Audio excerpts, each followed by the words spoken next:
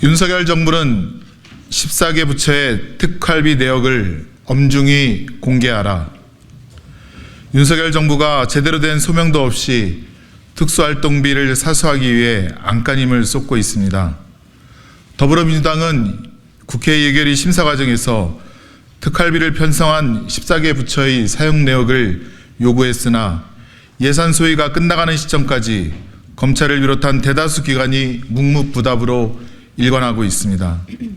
특활비는 국민적 불신을 받는 예산 항목입니다.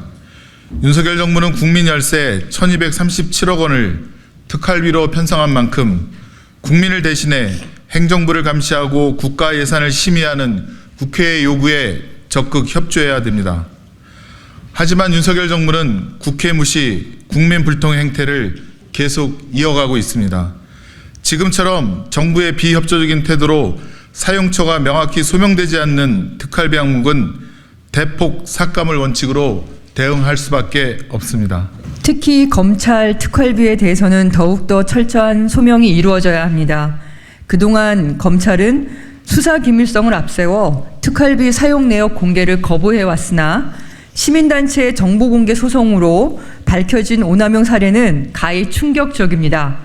명절 떡값, 연말 몰아쓰기, 퇴임 전 몰아쓰기, 경력금, 포상금, 비수사부서 지급 등은 물론 심지어 공기청정기 렌탈비, 기념사진 비용, 국정감사 경력금 등에 사용한 것이 밝혀졌습니다. 대검찰청의 경우 기밀성이 높은 수사가 집행 내용 확인서를 생략할 수 있다는 것을 악용해서 검찰총장 비서실로 현금을 대거 옮겨놓고 사용해 온 것도 드러났습니다. 뿐만 아니라 총 65개 중 55개 검찰청이 2018년부터 2020년까지 매년 특활비 예산 잔액을 국가에 반환하지 않고 이듬해에 돌려 사용했습니다. 이런 식으로 검찰의 일부 자료만 분석해 파악한 금액이 총 2억 7천만 원에 달합니다. 이처럼 검찰 특활비의 숱한 부정사용과 오남용 사례가 만천하에 공개됐음에도 검찰은 어떠한 소명도 없이 국민 혈세 80억 원을 특활비로 요구하고 나섰습니다. 장복이 무섭다는 말, 그런 말이 절로 나오는 물가 인상에 서민들 허덕이고 계십니다. 그런데 긴축재정, 민생예산 삭감으로 국민들에게 허리띠를 졸라매라고 하는 정부가 권력기관의 예산 사수에 나서겠다는 것은 부끄러운 일입니다. 더불어민주당은 예산국회에서 이들 기관의 특활비와 특정 업무 경비 등 불필요한 예산을 절대 용납하지 않겠습니다. 윤석열 정부는 특활비 논란이 더 이상 제기되지 않도록 14개 부처의 특활비 사용 내역을 엄정하게 공개해야 할 것입니다. 이에 협조하지 않는다면 대폭 삭감을 원칙으로 할 것임을 다시 한번 분명히 밝혀드립니다.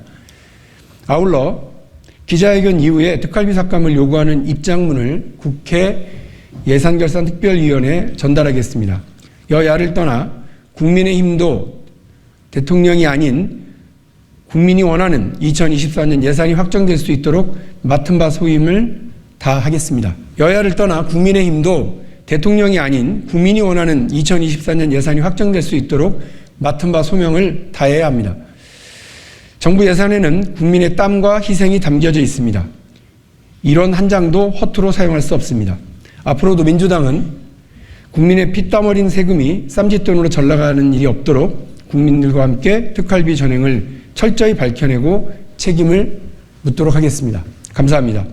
2023년 11월 27일 더불어민주당 특수활동비 TF 위원 일동.